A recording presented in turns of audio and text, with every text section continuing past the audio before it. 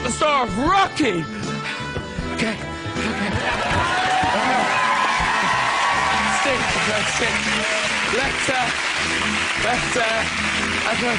What a wuss. Let's start this show. Yay!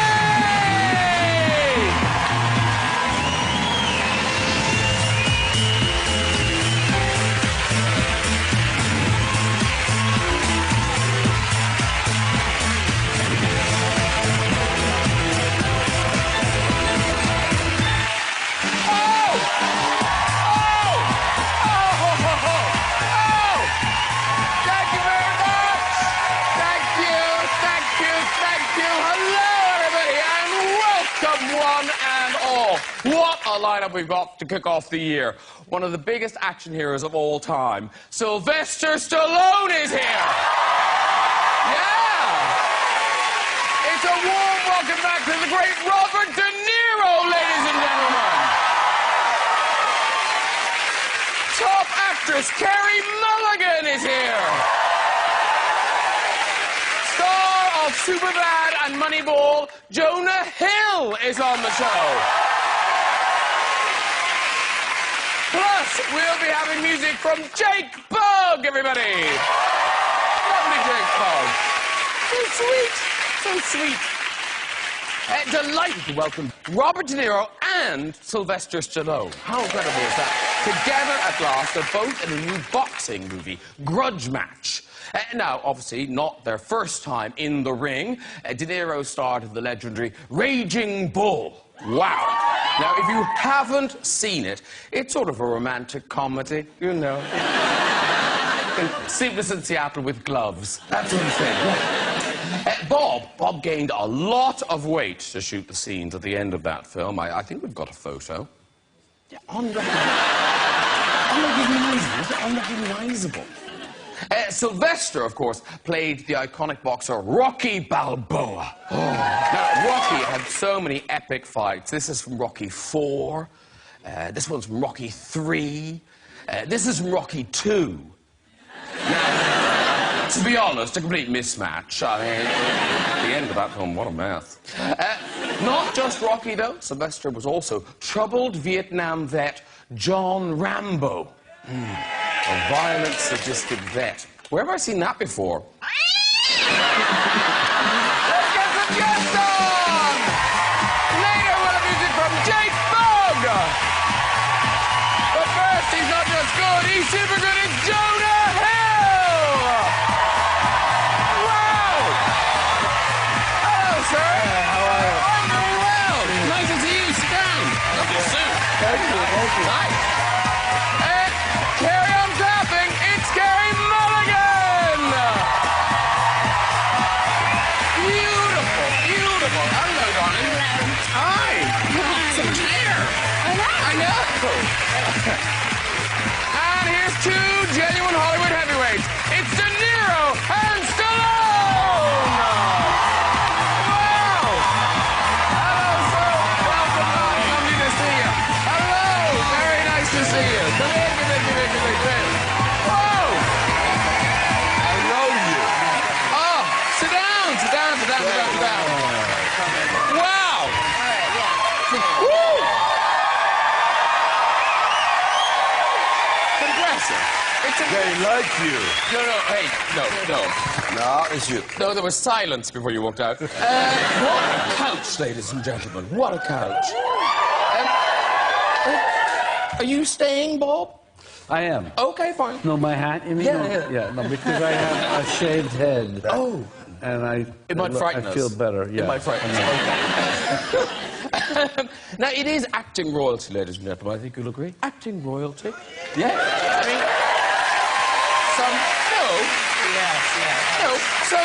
some newer members of the royal family. Sure. And then some vintage royalty. Us has been. Looking good. And Rocky, very popular in the Mulligan household, I believe. Isn't it? No, it is. Is that right? My mum's dog's called Rocky, and my dog's called Rambo. It was meant to be. I know. Anything that walks on 4 legs reminds people of me. Thanks a lot. Thank you. Appreciate that. Jonah, do you have a cat called Jake LaMotta or anything? No, I'm allergic to cats. Otherwise, he really would. Yeah. He would. Yeah. Sorry. My mum's here. I always bring a family member. You brought your dad the I last brought time. my dad last time. Where's your mum? Let's wave at her. Oh, gosh, she's going to hate this. Mum. Where is she? Where Oh, is she? where- Oh, there she is. Oh, there you are. Hello. Hi. Well, no, lots of women are waving. How many mothers do you have? Who's the real... Oh, the one that looks like you. Okay, yeah. Yeah. The lady who actually looks like Carey Mulligan. Yeah. By the way, can I just ask you, you know you were here to promote Shame. Yeah. Did your dad ever see it? No, Dad's never seen Shame. Yeah, that's good. My Yeah. dad has. Have you seen Shame? Yes. Yeah. You okay? Yeah.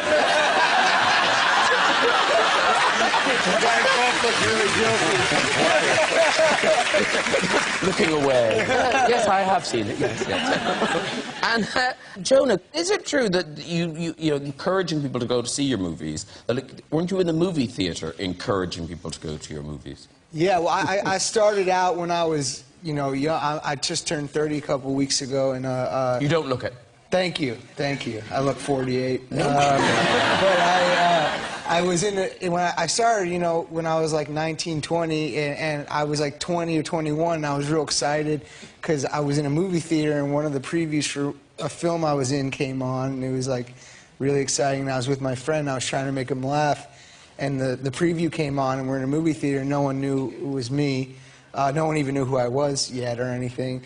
And I go, I'm seeing that, to try and make my friend laugh. And then a guy in front of us who had no idea I was behind him just goes, yeah, maybe on an airplane. Like dead serious. And I was like, oh, shit. That's cruel. Yeah. I deserved it, though, to be honest. Hey, talking of selling tickets, Sylvester Stallone and Robert De Niro are here to sell tickets to their new movie, Grudge Match, which opens here on the 24th of January. Now, to be honest, I didn't know what to expect. It's really good. Thank you. Yeah, I mean, it's really good. How was he? They're both, you're both. I thought they cut him out.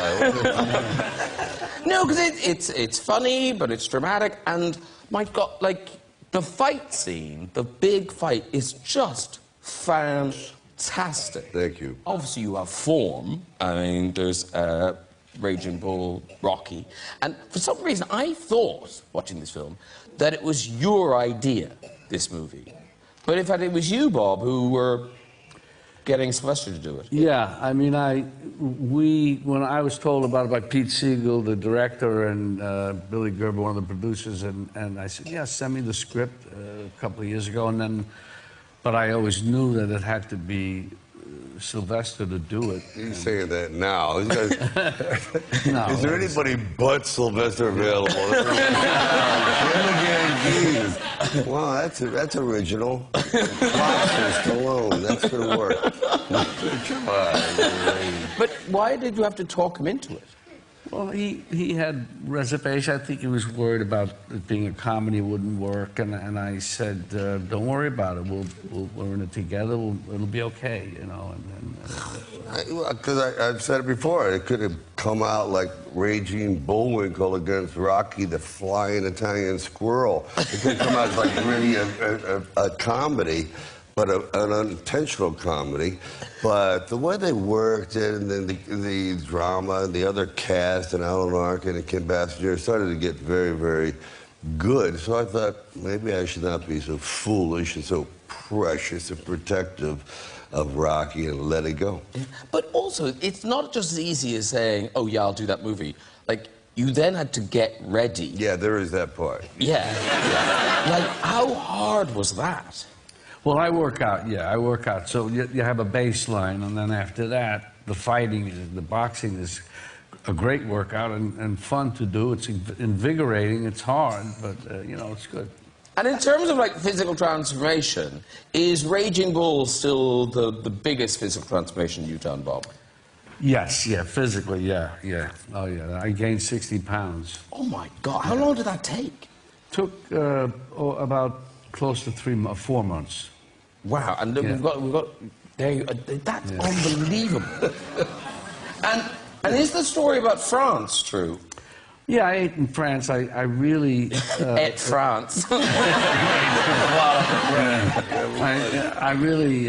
the food was the only problem was a little rich, so I couldn't eat as much as I thought I could, whereas if I went to Italy, it would have been even better. I might have gained more weight. And is it nice putting on 60 pounds? The first 15 to 20 are fun. Then it's drudgery. It's work. It's awful.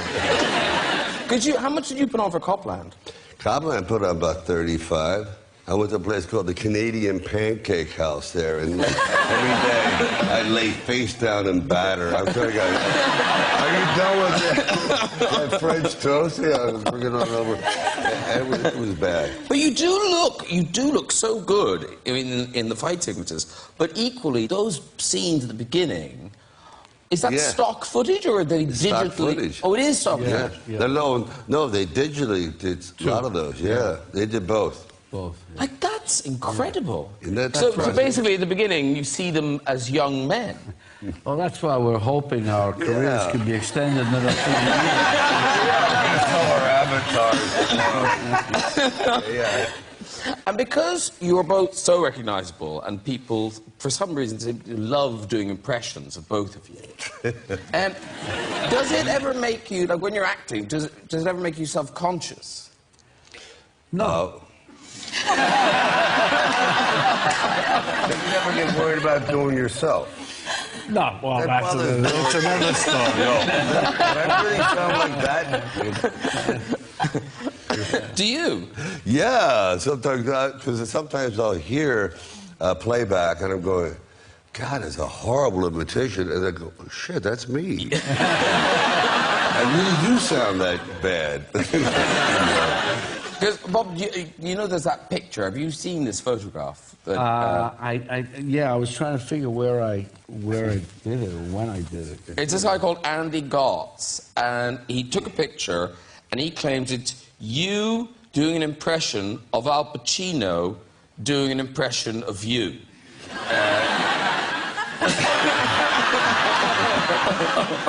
That's amazing. Okay. Listen, we've got a clip. This is Bob's character trying to convince your character to go ahead with the grudge match. You made me wait 30 years to prove to the world I can kick your ass, and that's what I'm gonna do. I'm gonna kick your ass. You're gonna move on. What? Move on. Move on. Now that you got her, you want me to move on? How do you live with yourself knowing that we tied? How do you? There was no grudge match. You never beat me. I was there. No. He kicked your ass. He didn't kick my ass. He knew I wasn't ready for that fight. I lost that fight because I was out of shape. The first one, I kicked his ass because I was in shape. You're pathetic. You're pathetic. Tell her. Tell her. He wasn't ready. Yeah. See? And so you were afraid of that third fight. Not even a little bit. I was gonna knock you out. Let's do it now then. What, look at us. Yeah. What are you talking about? Look at us. Yeah, look at us. We're not dead. Everybody's laughing at us. The whole world's laughing That's at right. us. But we're not dead. We're not dead. In fact, this whole thing has made me feel more alive than ever. Wow.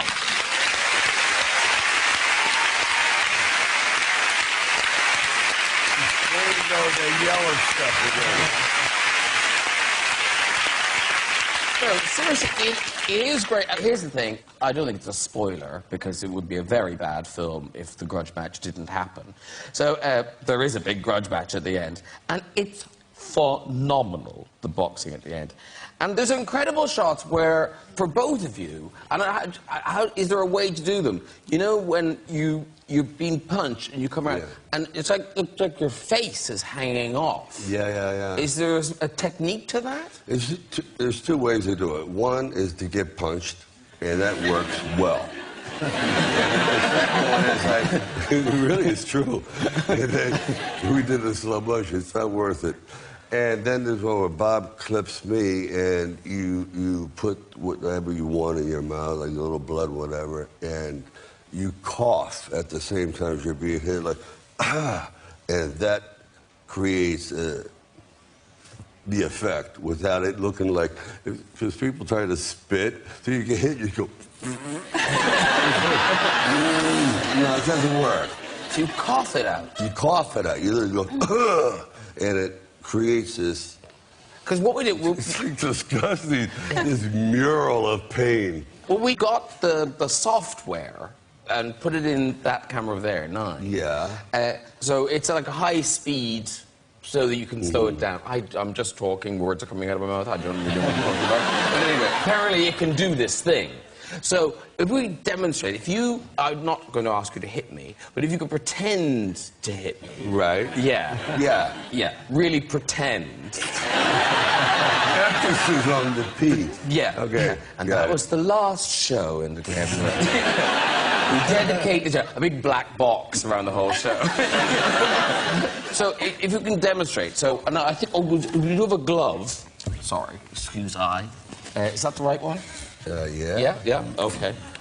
Okay. But you are pretending. It's like being home again. Yeah. You look way too happy. You look delighted. I really liked your movie. I can't tell you how much I like this film. Best film I've ever seen. You're all invited. I'll buy you all tickets. Okay, so stand up. Yeah, yeah. Okay, and so I'm gonna put a little water in my mouth. So I Yeah. cough the water. Yes. Okay. Now, I'm going to come across this way. Boom. And then what it'll come to like your ear, but then you just turn. And it'll look like I nailed you. Ready?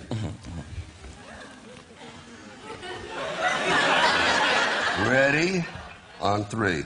1, 2, 3. Okay, now, that's good. Okay. I didn't spit on anyone, no? No, I didn't spit on anyone. Okay, now we get to watch that back. And this is, I guess this is what they do in the movie. This is it. So here it is. Here it is.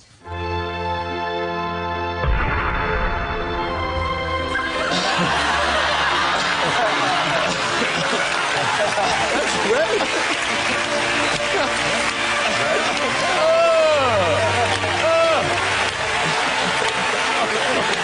I'm so good. How much water did I have? It doesn't take much.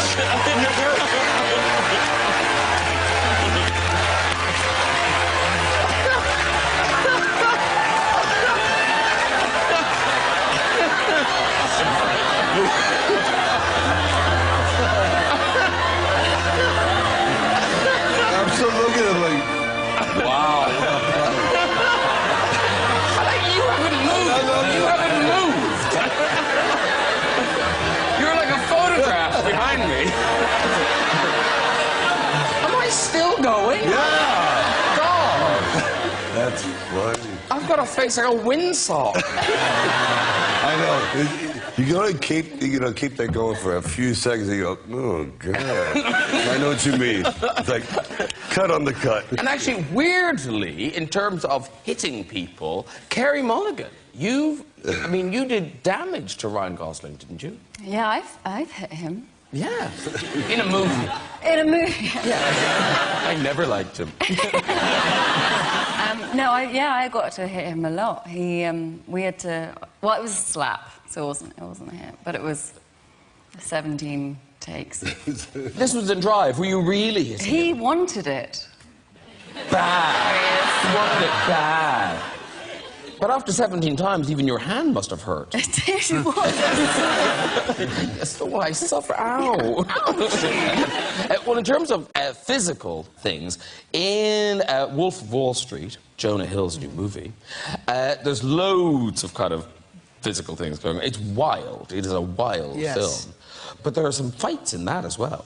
Yeah, John Barenthal, actually, who's in your guys' film, plays my our drug dealer and my nemesis in the film. And there's a scene where I'm antagonizing him on a rooftop, and we did it a few times, and he's supposed to hit me in the face. And we did it a few times, and we were then sitting in between it at Scorsese's little video village where his monitors are, and there's a little couch, and the three of us are sitting there, and John's pacing in the background with no shirt on. He's a really buff guy, tough, was a boxer, serious boxer guy. Real deal. And Marty just kept saying, "Oh, it doesn't look good. It looks fake. Looks fake. Looks fake," and like didn't like it, and I just wanted to please him. And he goes, "Hey kid, you want to try one where he hits you for real?" And I just was quiet because I'm not going to say no. And I didn't want to say yes, so I was hoping the silence would eventually let the idea just float away into the atmosphere. And Leo's sitting over here, and I look to Leo because, you know, he's my friend. Maybe he'll be like, "Oh, well, maybe there's another way to do it or something." And I turn to him, and I just look at him, and he just goes like this. The other direction, and I go, "Oh, all right, yeah, let's do it." And John just in the next take, the whole thing was crazy, and he just nailed me, and I had these big fake teeth in the film, and they split in half and just flew out of my mouth. Oh my God! Yeah, it was great. It's a great scene, though. I mean, I'm really proud of it. That's good. Wolf of Wall Street, it opens next Friday, and unbelievably, it is based on a true story. Yeah, it's pretty shocking. Yeah, this guy, Jordan Belfort. So he was a stockbroker of sorts. Of sorts, you know, more these guys kind of convince people to, it's called pump and dump scams. So they convince you to give them your money, but they know they're not going to make you any money back, and they basically just rip people off for all their money. But these guys made billions. I mean, they made incredible amounts of money. Yeah, they lived very excessively, and the whole movie's about kind of how they got rich, their greed, their excess, and kind of how that plays out in the end. And he was around. Jordan Belfort was on the set and things. He wasn't on set, but Leo and I would spend time with him off the set. And what's he like now? Does he... He's in the movie, you know. He's in the last scene, introducing Leo's character. Yeah, he's at the end of the film. I mean, he gives like motivational speeches about business and stuff, and you know, learn from the master. Well, listen, you play his second-in-command, Donnie. Yeah. And we've got the clip here, and this is when Donnie first meets Jordan Belfort. Yeah.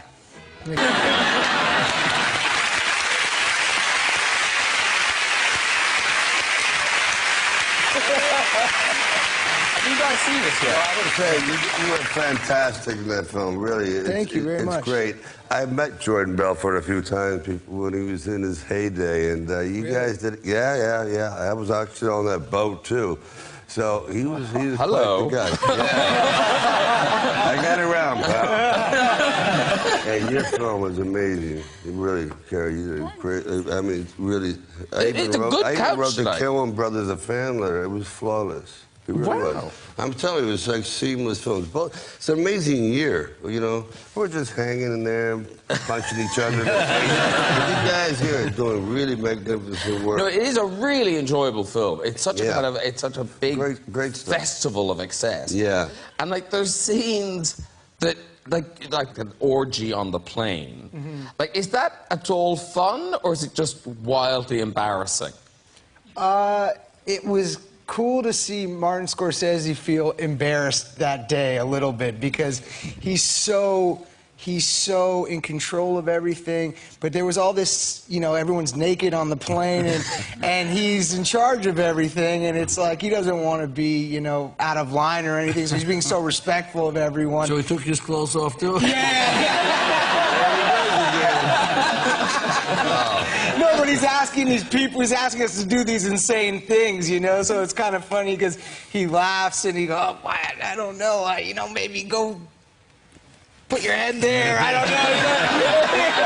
He doesn't want to feel like disrespectful. But, and then it honestly just, it was so unsanitary. That's the only thing I can think of. It wasn't crazy and fun. I was just like, I needed to Purell like my whole body.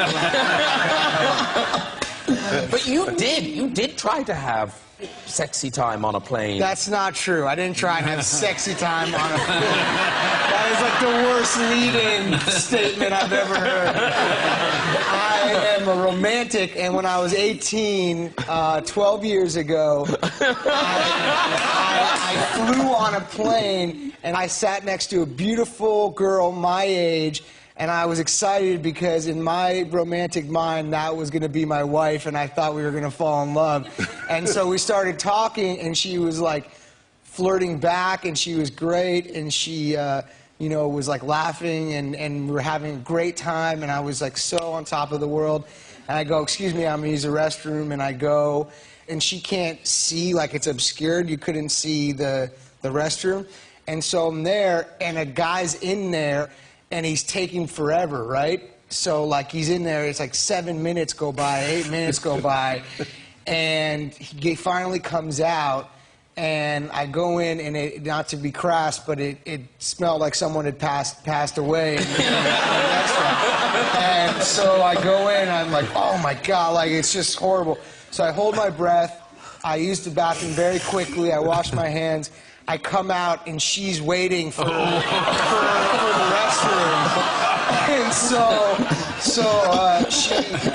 I open the door, and she's like all, smiley still, and we squeeze by each other, and I don't know how to, I want to express it like, but some guy was in there before, but it was so quick, and she's like, what? And it's so fast, and then her face just turned, and she said there was no turning back, and so I sat back down, and she comes and sits next to me, and I'm like, just so you know, there was a guy in the bathroom performing, and I was waiting, and in like mid-sentence, she just goes, it's fine, and just reads the rest of the... Some guy, ruined my future. Bad. And Carey, of course, you haven't had the Martin Scorsese experience, but you did have the Leonardo DiCaprio experience for the Great Gatsby. Yeah, that was daunting. But I'd never met. Oh, there he is. I'd never met Leo or Baz Luhrmann or anything, and it was a sort of pretty scary one. But didn't the audition, what scene were you auditioning with? Keep up. Cue anecdote. You have editors on this show. So we had to do the scene where Daisy kisses him, and you don't just kiss Leonardo DiCaprio. So we were sort of halfway through the scene, and I was sort of like here. Yeah? Oh, sorry. Keep going. Stay in the moment.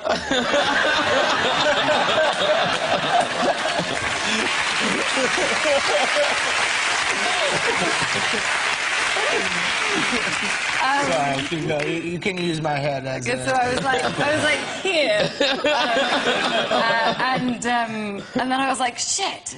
Oh, sorry. You go. I was like, should I? Did you drag her up? I didn't know if I should kiss him or not, so I sort of got that, and then I sort of asked Baz, should I kiss him? And he was like, yeah. I just did it, and then I got the job. Yes, hey. That's how you get it. Yeah, hey. You're all Good at the kissing, yeah. And she was fantastic in the movie. Yeah. Thanks. Yeah. You're welcome. It's like I love it. I love it. And We have one more, as it's already been talked about, and one more excellent film to talk about. Carey Mulligan, a new Coen Brothers film, Inside Llewyn Davis. It opens on the 24th of January. And now again, this is a real story? No, it's loosely based on Dave Van Ronk, so it's kind of set around a time in New York, but it's loosely based on some of his songs and kind of the idea of that sort of time in Greenwich Village in New York. Okay, so it's set in the 60s and it's around the folk scene. Yeah. And tell the nice people who you play. I play as part of a singing duo. I'm a folk singer, so I play. There's Jim and Jean, so I'm Jean. So sweet. And Jim is played by Justin Timberlake, and then Llewyn Davis is our close friend, who's played by Oscar Isaacs, and we're sort of a little group. And this is kind of a different sort of role for you. Like, you're quite tough in this. Yeah. Mm. Yes. Did you like it? I did. Yes. You unleashed. I did unleash a little bit. It was good. I mean, I came straight from doing The Great Gatsby, so I'd sort of had about 6 months of dresses and diamonds and, you know, being very girly. And then this, which is a dark wig and a polo neck and swearing and sort of marching around. And you didn't meet the Coen Brothers. You filmed yourself? I did an audition in my hotel room, yeah. I sort of did a little sort of selfie audition. What, on your phone? Yeah. Technology. Yeah. Yeah. And what did you do? What did you give them? What... I gave them angry. It was the scene from the movie. It's Angry American. And did you have a friend holding the phone, or did you no, really hold it out like no, that? I had a friend holding. No, I did. Yeah, my friend did. I did two actually. I did one audition where I was so excited to get to audition for the Coen Brothers because I never thought I'd get to, you know, send them anything that they would see. So I did an audition after a dinner where I'd had a few drinks with some friends and I was a bit tipsy and thought that would be a great time to do the audition because when you've had a few drinks and your accent is better, generally everyone agrees. But when I have to do American accents, I drink. No. So I had a few drinks, and then I was like, God, maybe she should be eating, you know, because that's... Brad Pitt does that, and that looks great. So maybe I all the time in films. It just feels like a really drunk audition where I was just eating this chocolate bar and was literally about to press send and send it to Joel Cohen, and my friend was like, maybe wait. We'll see it in the morning, and then, thank God. Save it as a draft. Yeah, I know. Yeah. Use it as a rehearsal, and then I did another one. Well, listen, we've got a clip, and in fact, it is you singing. Oh. Yeah. Do you like singing?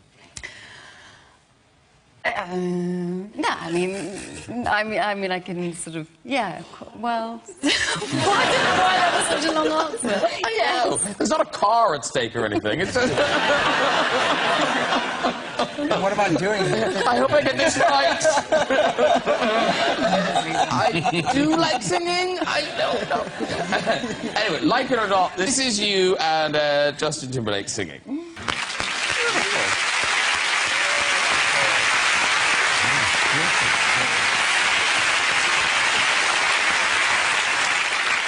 And now listen, we've got Oscar winners and Oscar nominees. You know, that'll happen. You know.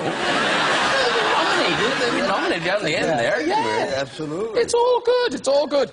But it's interesting in any career, kind of, when you know that you've made it. Like, Bob, do you remember the first time you thought to yourself, ooh, I'm a bit famous? I think after Godfather 2, it's probably things changed more. I had done movies before then and I remember I was on the unemployment line once after having done a few films and having leads and features and stuff, but I was still on the unemployment line. And I was with an actor who I knew had done one film, and he was in that grace period where you do the movie and it's being cut and that you're waiting for it. So that's the way everybody's very optimistic. And he told me, I don't read scripts. They send them to me. They go here, the casting director. So I said, you gotta take advantage of it now because otherwise, I don't know.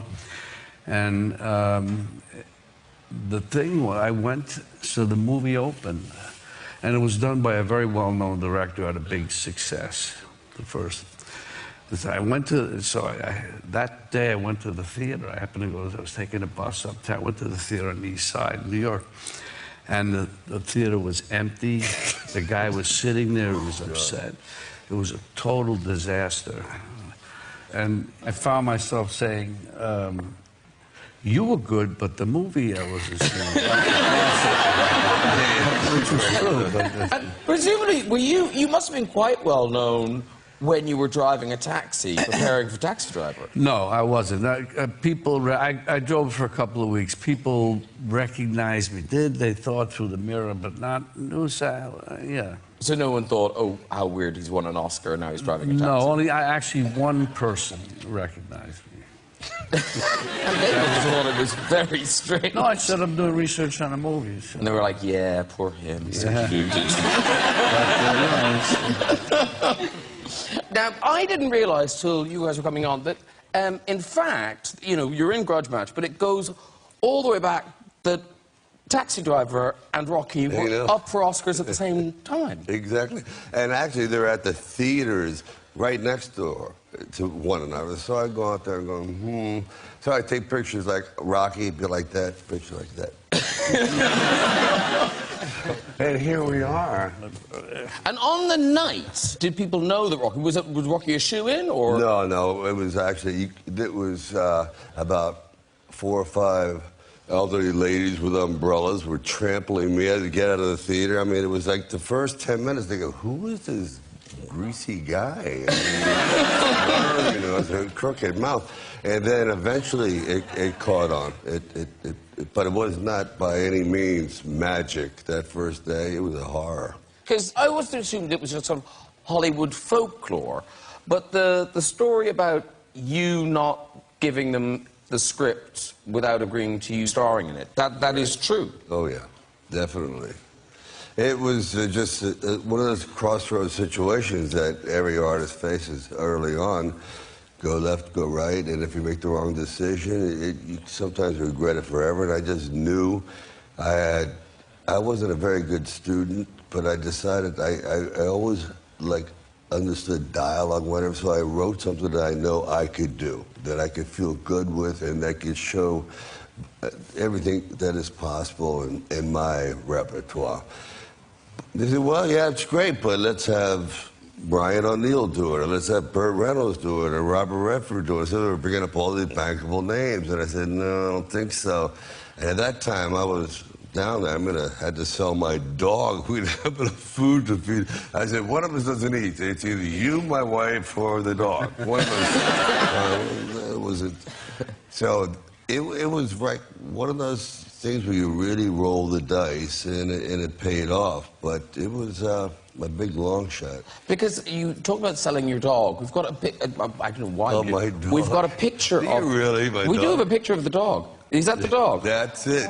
You can see why I couldn't feed him. Yeah, that's massive. It's a buffalo. It's a bull mastiff. Bull mastiff. Yeah. That's a dog. I don't know why. Even when I was totally broke, I always wanted to have an animal with me. And I mean, literally, I was, as an usher, making $36 a week. That was it. And so I'm buying this dog. That meant I don't eat. It's either maybe, or you eat the dog. It's one of the things. But the story has a happy ending. I must. It does. Yeah. It does. So finally, I get the job. I go back to the fellow I sold it to, who now won't give it back. And he's a rather short guy, really short, and he's... Did he ride the dog? I think the dog had turned into a piece of furniture. I mean, he literally used it as a bed or something, but he says... So he paid me like $60 for the dog. He goes, I'll give you the dog back for $3,000. I said, I don't have $3,000. He goes, all right, I want to be in the movie. So I put him in the movie. So he's in Rocky? Yeah, he's the first kind of little scene. He goes, I'm walking in. He goes, how'd you do last night? I said, I did great. You should have been there. He goes, I go, how'd you do? I said, what are you, deaf? He goes, no, I'm short. I go, yeah. Power the pin. Say the line or get out. All right, it's time for some music. This young man has just had a Brit nomination for Best British Male Solo Artist, performing a song about love. It is Mr. Jake Bugg! Jake Bugg, everybody! Woo! Come and join me, do!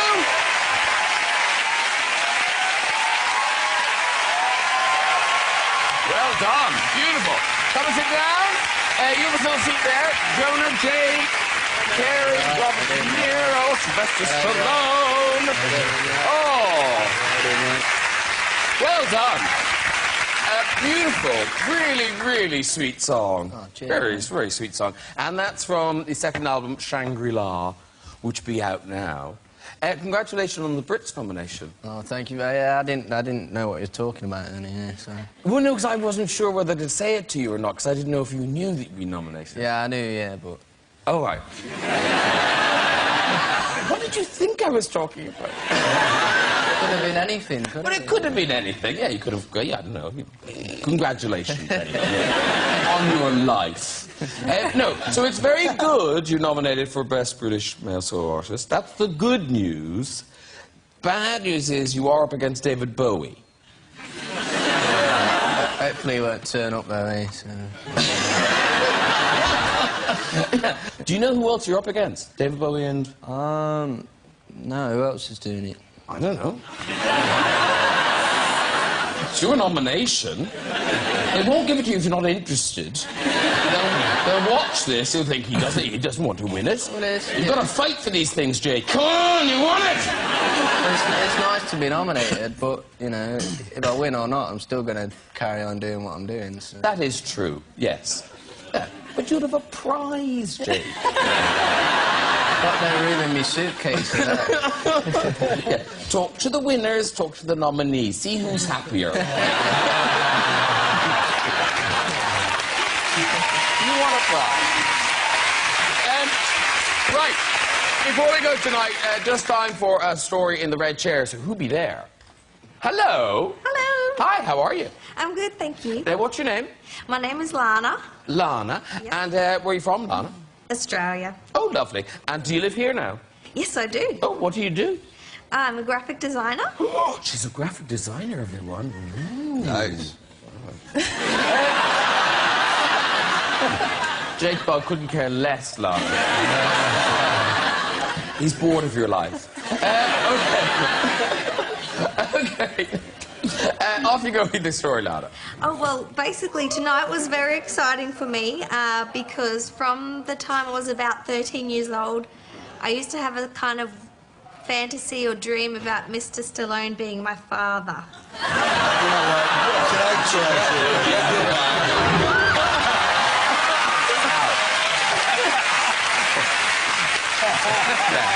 She may be, I might be. It's scary. Oh my God. Yeah. Were you in Australia 25 years ago? That's one of the things. No man wants to hear that. You like the fantasy bit. Yeah. Oh my God, we've hit a low. Okay, let's have someone else. Hello. Hi. Hi. Someone's applauding you. What's your name? I'm Kate. Kate. Yeah. Lovely. And where are you from? I'm from where you're from.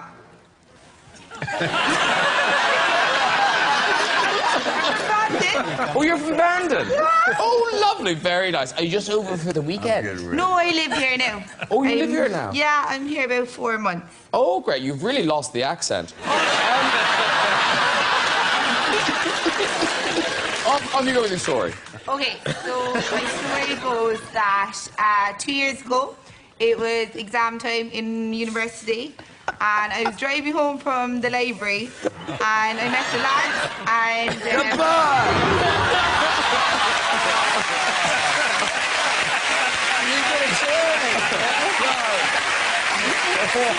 Life is too short. Okay. Well done, everyone. If you'd like to join us on the show and have a go on the red chair, you can just contact us via our website at this very address. Thank you to all my guests tonight. Mr. Jake Bugg, Jonah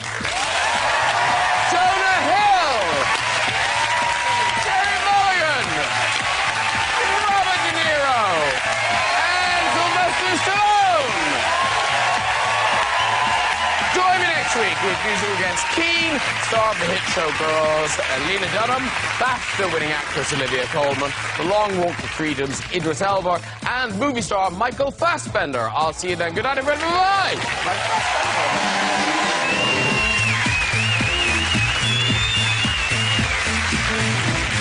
A bumper week of 5 episodes of EastEnders, all rolled into one, is on BBC One next tonight.